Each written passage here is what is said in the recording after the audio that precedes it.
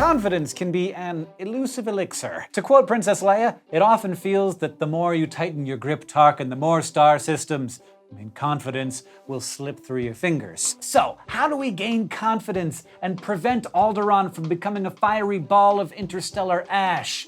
Yeah, that's a pretty loose metaphor, but you get my point. Let's start by pinning down what confidence is. Confidence is not arrogance or narcissism, which are both based on unrealistically positive views of yourself, your skills, or your ability to do like really complicated, large jobs. In fact, confidence is much more about seeing things as they actually are. In life hacker parlance, confidence is knowing what you're good at, the value you provide, and acting in a way that conveys that to others. Or, as psychologists who study the topic put it, confidence is 1 part self-esteem, 1 part optimism, and 1 part courage, all of which come into play when we respond to challenges. Now, there's some sad news and there's some glad news. Sad first, research suggests that our level of confidence, like our level of happiness, is partly based on factors outside of our control, such as genes or the social environment in which we were raised. But the glad news is that a substantial amount of our confidence is completely under our control, and here are a few of the ways that we can optimize it. Let's say you're heading into a job interview and you want that extra confidence boost.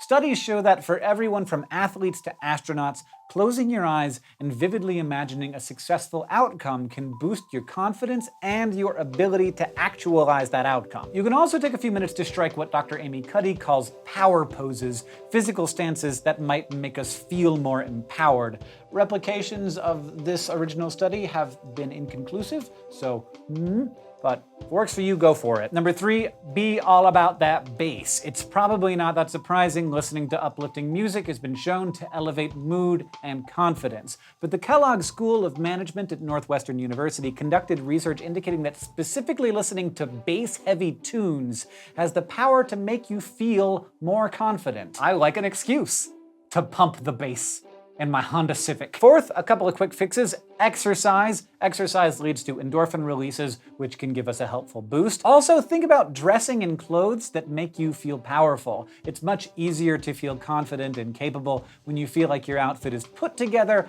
rather than thrown together.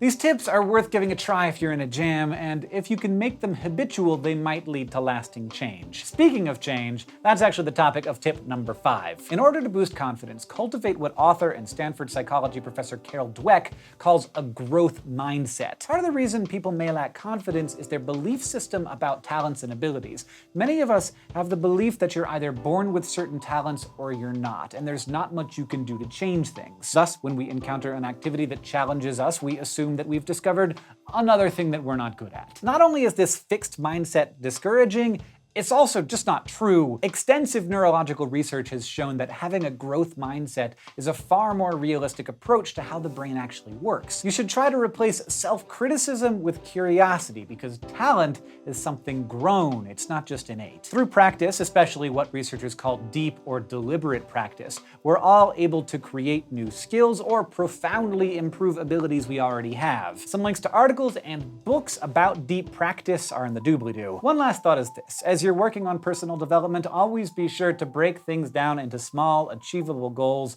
This helps you avoid the feeling of being completely overwhelmed by all of the things. For more on this, be sure to check out our previous video on productivity, link below. Number 6, make confidence building a daily habit. Have an empowering morning routine where you plan and envision a successful day. Read inspiring books, practice mindfulness, and spend some time with people who uplift and believe in you.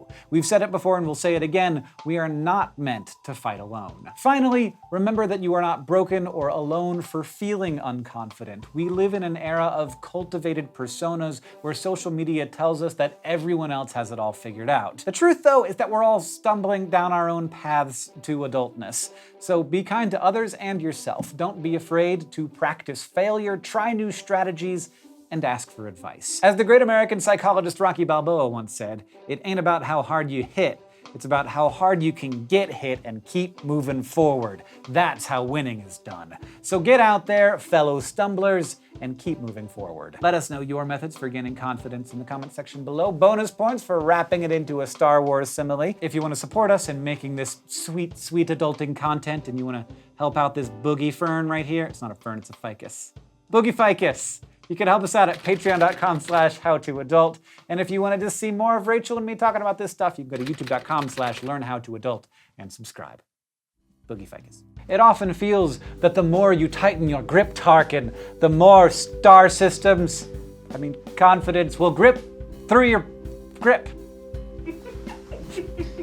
Slip your grip. This plant is having a good time. A boogie, boogie, boogie. A boogie, boogie. This pot is like just wobbly. Got boogie tree. This is a boogie tree. Can you see the boogie tree? Oh yeah. Okay. I can see it shake. You can see a boogie. Okay, we have 1 minute to spare to get you. Oh, really?